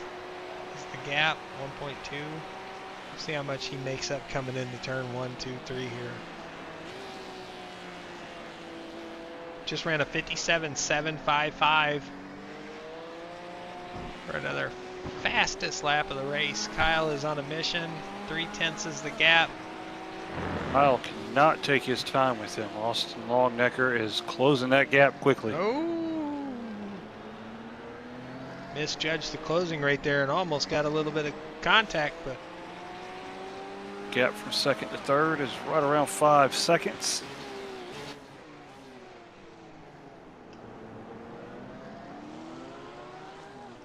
whoa! Oh! What was that? It's like two cars going for the same piece of real estate. Kyle Heath wisely backed out. He's got the fresher tires. Wonder on that one, did Corey? Do you think Corey got loose there? Is that what that was? Could be the old tires. 10 minutes left. 10 minutes, 11 laps. Whichever one comes first. Longnecker's got that interval down to 4.5. So he's closing. Kyle's going to have to make quick work of Corey. Oh, no, Corey runs wide. There That's what all Kyle Heath needed.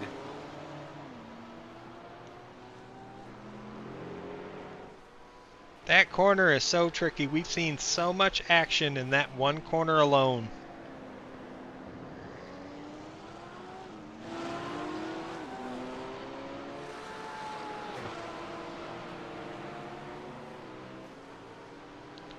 Get a blimp shot here of the track, kind of see where all the cars are on track here. Everybody's kind of spread out now that Kyle got by Corey and has gapped him by over a second.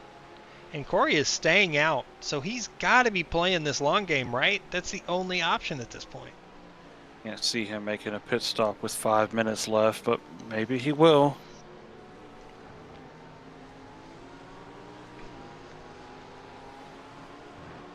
I mean, if the BMW's getting that much better fuel mileage than everybody else, then I think we know what everybody will be driving next week. especially at Okayama, another tight little track.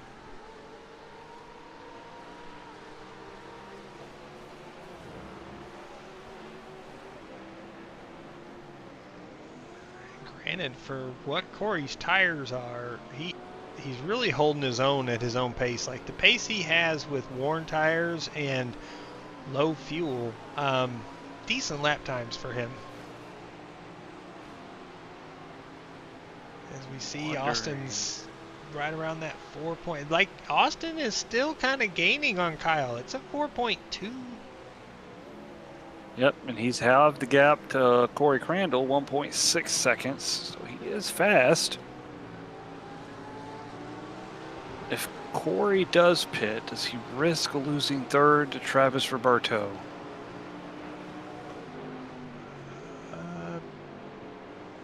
Based off of pit times, yes. If he has to pit and takes tires, he would, because the pit time alone is 22 seconds for all of our drivers that have stopped for tires and fuel. Now he just needs probably a little bit of fuel if he has to pit, so maybe that pit time is 5-6 seconds. He could definitely take a splash and go. But down pit road time, I think, is close to a 30-second gap. He's pitting. He's on the apron. He's turning in now. All right, here we go. Corey Crandall pits with just over 7 minutes left in the race. And as we watch on track, 4th place, hairpin is where Travis is currently, coming back on the backstretch of the oval. We've got to hope Corey's going to splash and go, or 3rd place is at risk. And as he comes into his pit stall, watching to see if the car... Oh, he stops. Does not look like the car goes up in the air. There comes Travis. Travis is coming on by. P3 is his. So Corey does do a splash. It's a 7-second stop. Still loses P3 to Travis currently. As we check back on the leader, Kyle Heath, 5.4 second lead over Austin. So he's pulled back a 1.5 gap over the past 2 laps. Looks like the only cars on track right now running under a minute lap time that last lap was Kyle, Travis, and Mark. Mark getting down to the 59s. Mark. Nope, it has him marked as a crash again. Another off-track extravaganza with Mark, maybe. Keep the car together, Mark. You got 5 minutes and 45 seconds left. Coming into that hairpin. He's pushing that hairpin wide. I think he's overcooked the brakes and it's just marking it as an off-track. He didn't go off at all, but I think it just iRacing boundaries count it. iRacing boundaries, stayed up late watching the election coverage, I believe. Still a little hungover. They waited till 3 a.m. for that. Yes, Trump they did. Speech. All right, so we're at the beginning of lap 40, coming to 5 minutes to go, 6 laps to go as well, so looks like the timer is going to be the winner most likely tonight. Although with how it works, it'll probably throw the white flag on lap 44, I would guess anyways. It's going to probably be an even match here. Coming up on the 10 o'clock hour on the East Coast. 9:59 p.m. This is about the time we want to be concluded, so we're 5 minutes from it. So right on schedule.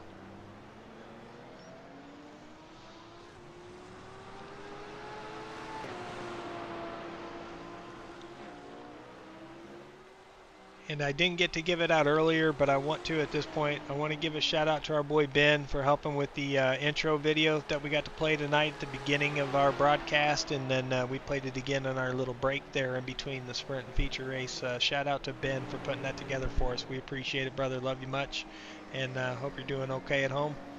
Thinking of you. Thank you, Ben. Thank you, Ben.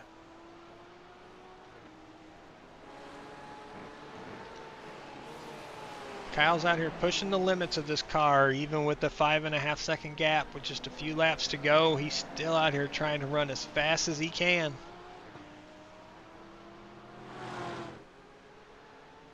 Turn the dashboard Longnecker's on. not giving up. He's not. He's kept that gap time right around 5.5 seconds. Now I say that, it goes over 6.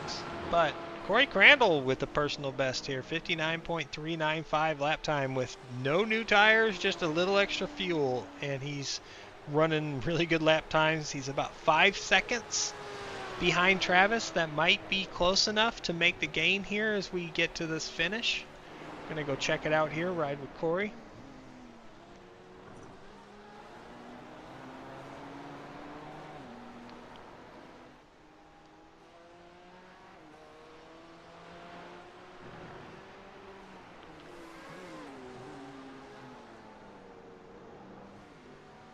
Ooh, the blimp is really far away right now. Holy cow, it's not even putting together the whole track for me to see. Yeah, the blimp's a good camera until it's stuck behind the grandstands in 1 and 2, then you can't see anything. It is so far away right now. That's crazy. It's not rendering the far end of the track. It's just gray. The cars disappear. We'll have to fire the blimp operator. He's not doing his job. He's been drinking too much. Don't drink and fly, folks. Best be the blimp driver.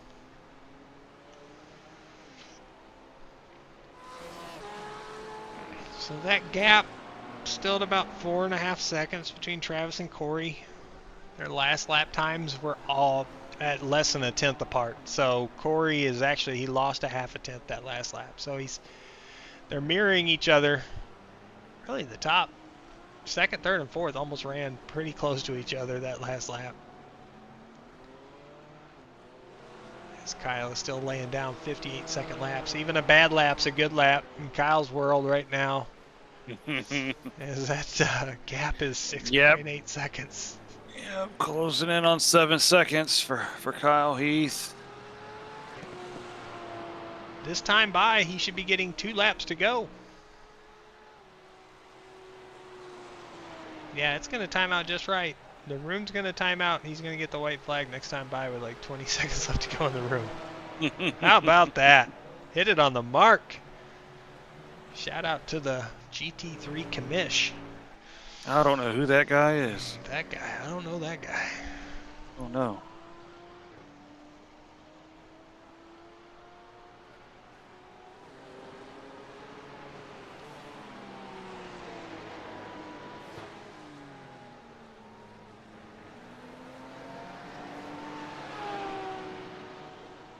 Well, tonight, and kind of like what we were going to be doing in the GT3 series, interviewing the sprint race winner and the feature winner, looks like we're only going to have one person to interview tonight. But the way this is going, Kyle has got this thing locked up.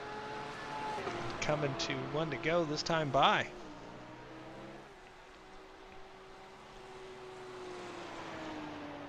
Unless the rabbit's foot falls out of the car on this last lap. Blowing him hard.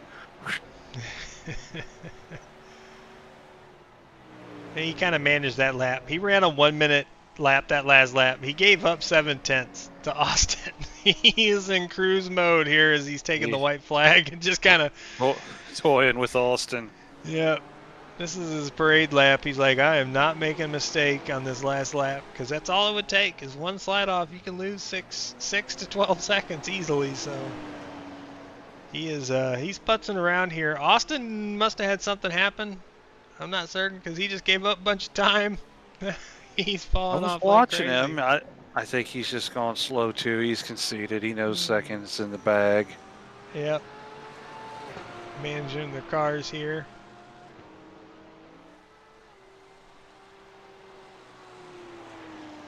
And Kyle Heath comes out of the last corner onto the front stretch. He's going to see the checkered flag and win week 3 of the preseason at Phoenix Road Course. And then here comes Austin. Longnecker. P2. Second. Following along here, Travis is infield still. And Corey can see him.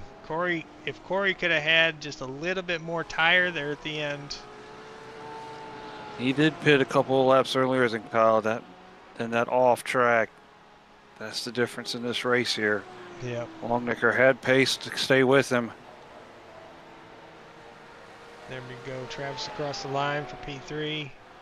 Corey across the line for P4.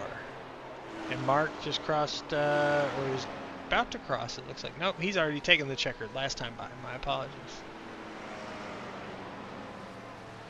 So that is a wrap up of the field. We'll show you your results here real quick as soon as they want to pop up. Kyle Heath wins the sprint and the feature race this evening. Austin Longnecker with a good showing in P2. Travis Roberto comes in third. Corey Crandall comes in fourth. And Mark Howlett finishes fifth.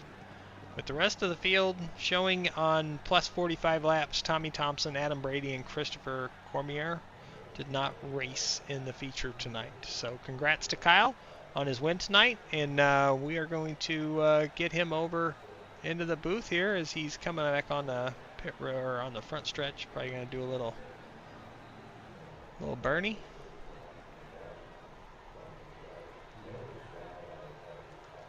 While he does that, we're going to get him pulled in here and interview him. Let's see.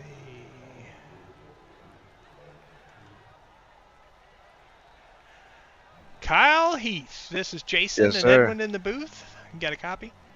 Yep. Congratulations, man. Yeah, we got you. Swept both the sprint and the feature tonight. Tell us about your night. We saw a couple little hairy instances, little off tracks in the infield section there a couple times tonight. How'd the rest of the race go for you? It went pretty well. I was getting kind of nervous down to the end because whenever I crossed the line for the finish, I had 0.1 left of gallons. Ooh. Yeah. That pit stop was right on the edge because it didn't know what to do for laps or for time because both of those were right on the edge tonight. Yes, it was. Yeah, I didn't think about that. I seen where Longnecker, he kind of came in one lap, a couple laps prior to me. I stayed out to try to at least have some tires at the end because this track really eats up the tires. Yeah, that old asphalt and the sun beating down on that track all race. I mean, the track temp was what, 138? Yes. The whole event. Actually, might as well say 140 right now. Oh wow, it got a little warmer. So yeah, that'll eat some tires. Certainly with all these tight corners, and they're so easy to overdrive. I even noticed that doing some test laps earlier today. That the car was just, it didn't feel like it was in the track. It kind of rode on top of it. And when you did, you heard your tires just, they were chewing up. I could hear them screaming at me. But you guys managed really well. You guys had some really good battles at the beginning of that feature race. That battle for first, those first 10 laps was pretty exciting to watch. It looked like you were trying to be patient and waiting for the right opportunity. And then when that opportunity showed itself in one lap, you went from third to first in a couple corners and kind of tried to check out and stay away from the trouble. Yeah, that was a fun race. I just told the guys a while ago. I said that was a real fun race, even though it was a small turnout. That was really fun. Yeah, you guys put on a heck of a show for only having 5 cars in the field tonight for the feature. But and I don't know if Christopher just didn't know about the second. I don't know why he didn't stay, but I think he knew, from what I understand through the grapevine, that he was told about about the heat race and then another race after that. So I don't know. Yeah, because he was fast tonight. He showed up on track and was running some really good lap times in practice, qualified well, and I mean, other than having a mistake there that cost him being up close to the front in the sprint race, he would have started on pole for the feature. We were talking about that's kind of a gift right now in preseason because there's no points, so there's no harm, no foul, and yeah. But yeah, it was when we went to grid up and saw that he didn't grid up, I was like, oh no, he's gone. So I think even having him in the field, Corey really showed really well early in the race in that BMW and was really able to exit the straights real well and kind of gave you a little hard time there for a little bit. But even Travis was fast. Him and Austin with a little bit of contact early in the race kind of pushed him back, and he just couldn't make that up. And then Austin was giving that Mustang all he could tonight. So that was really he was. Yeah, he really was.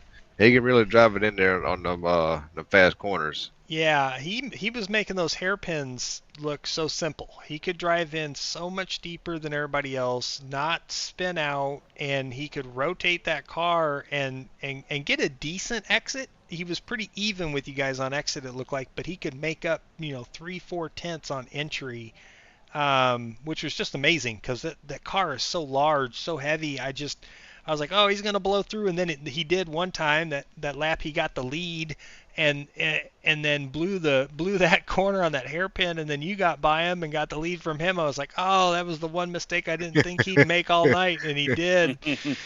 But great race. Really appreciate you coming and participating with the GT3 series, and congratulations on a sweep tonight in Phoenix. Yeah, I didn't think I was going to race tonight. I've been tired at work today, and somehow, some way, I strained a couple of my toes on my left foot. So sitting there hitting the brake every time, it just sends a shock wave through my foot. Yeah. So, Got to take it easy. You got a championship to race for the next 2 nights. You got to be good for that. Yeah, I know that, and we're going to Phoenix, of course. Right? How about that timing? And it uses a lot of brake. It does. But I want to thank Edwin for giving us this track with a hot temp, and he wasn't there to enjoy his little horrific kind of style of racing tonight. I know Next time I'll make it rain. This is the kind of pain he likes to bring upon us. At least the track would be cool, right? Rain. Yeah, that's a new thing for Edwin this season. I think we're going to see, his rain punishment, but then we're also going to see his hot sunny day punishment because we got a taste of it tonight. That was fun. Great racing. Had you run this version of the track before? No, that's the first time. Really? That's a road course. I didn't Yeah. I told the guys I didn't even know it even had a road course. Yeah. I knew it had a course for the off-road trucks. The off-road trucks and stuff, even yeah. the cars. Yeah, they do the dirt road, which a lot of this track is part of it. I remember racing that part of it, but I have never, ever run this track before, and it was actually pretty fun. It's just I had to learn there's no brake markers. There's nothing to tell you in the infield really where to stop. So you got to kind of learn on the fly by the seat of your pants and figure it out. And those first couple laps I made tonight were pretty hairy because I was like, oh my, I'm overdriving the crap out of this. But that's awesome, man. That's really awesome. We do want to give you the courtesy Chevrolet most courteous move of the race. You got into the back of Long Necker. You let him get back going. We were very happy to see that. Yeah, that was a mistake on my part. I was getting a good run, trying to swing it out wide to get ready for that hairpin turn, and I misjudged it. I just barely bumped him. Yeah, that was exciting to watch. Courtesy. Yeah, you showed courtesy, so you definitely get that courtesy Chevrolet award for tonight because you stopped the car and waited for him to get rolling, and you guys both went back to racing, which was really fun to watch, and appreciate that sportsmanship. Yeah, I just let everybody know I'm not a record type of guy. Yes, I sir. don't want to wreck people. Yeah, you've We been one of appreciate the it. most The clean. league appreciates it. Yeah, you've been one of the most clean racers I've raced with. You're clean and fast, and you're respectful on the track, and you showed it tonight. If on our stream, we were watching your guys' battle when it happened. We didn't miss it live. We watched it live, and that's just something that a lot of people, it's hard to find a lot of people that do that. They battle so hard for a lead, even if it's a mistake on their front, they feel like, I gained an advantage and they're gone, So, yeah. Thanks for keeping that battle fair and clean, and I know Austin had to appreciate that as well, and gave him a shot still. And you guys had a heck of a battle. That was really fun to watch. And as I told everybody early in the night when I saw you join, I didn't know if you had run this track or not. I said, this guy shows up week in and week out on tracks that we haven't run at, and he finds a way to get speed. And on that qualifying session, even I mentioned it, with that minute and a half to go, you were the fastest first two sectors on that fast lap when you slid coming back out of turn 4 oval on the front stretch and you spun. You got loose. Man. You Yeah. were on the fastest lap of the night right there. I was going to guess it. You probably had 3-4 tenths on pole. I actually, whenever I came out the corner, I had 6 tenths. 6. Oh my goodness. Yes. Oh, that was I a had six burner. tenths, and then I thought I had it. Then it just kept going left, right, and then it was just all of a sudden done. So that would have put you down to a 56. You'd have been in the sixes. Oh my goodness. Wow. That is, you had a killer lap going. That was fun to watch, and it was crazy. I felt bad for you on that because you were so close to the end, and it caught, and you kept catching it. But every time you caught it, the car got so close to the wall that you had to turn, and you couldn't stay caught, and that was hairy. I was really surprised at how much speed you made on that one lap to come out, and you were 100 feet from the start finish line and sliding sideways. And I thought it was still going to time you a faster lap. I figured you were I, far enough I up. thought it was too, and then it never gave an X until I crossed the line, like kind of sideways. As soon as I crossed the line, I was like, "Ooh, I still got it." And it was like, "Nope," it said invalid. I'm like, thanks a lot." Well, great run tonight. Great racing. Congrats on the wins in both the sprint and the feature, and we'll see you next week. Yep, hopefully. Where All are we right. at next week, anyways? Or is it going to be a, one of those type of things where, hey, surprise? No, No, Edwin. it's Edwin can let you know. Okiyama. Okiyama. Okiyama. Oh yeah, that's right. I did see that. And then after that, I didn't see nothing else. That's right. After that, the schedule is what's been posted in Discord. Edwin still has to make those rooms for the regular season. So next week is Okay. the final week of the preseason. Okay, that's We why. wanted to make Okay. sure the format was working correctly, which it is. So we Yep. will get those posted and ready to go. Yeah, it still kind of trips me out when it still says 15 laps and then 45 laps on there. Yeah, the On minute my count. Yeah, the yeah. minute count and the thing is because of how it's set up is when you cross the line, it gave the checkered on lap 45 because you basically timed when the timer hit. And I think if we leave it at this way, it's gonna be whichever one comes first. Like you completed 45, it gave you the checkered, the race was over. We still had Yeah. a few seconds left, so some of these smaller tracks will see more of the lap count hit, but then this one was so close, it was pretty much even. Some of the bigger tracks will just see the timer hit. But that was fun, and I think that's it for us tonight. We appreciate you. Thanks for running, and great race. Want to Yep. give a shout out to all the people watching at home. Thank you for watching, and we'll be back again. Next broadcast will be Saturday night in the Gen 6 series. We'll be at Daytona Road Course, so we will see you all there. And you guys have a great evening, and we will catch you on Saturday night. Good night. Yeah.